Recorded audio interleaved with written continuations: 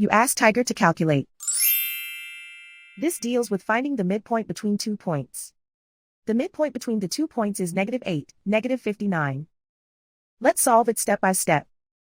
Plot the 2 points and calculate the midpoint using the formula.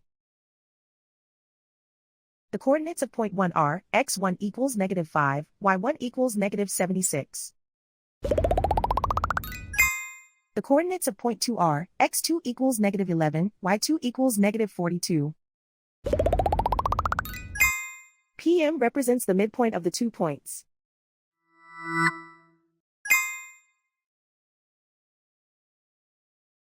Use the x values in the midpoint formula to find the midpoints x.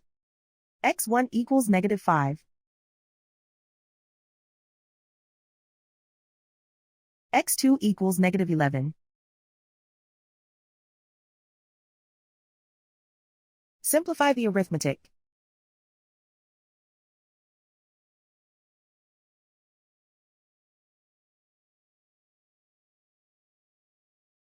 Use the y values in the midpoint formula to find the midpoints y. y1 equals -76. y2 equals -42. Simplify the arithmetic.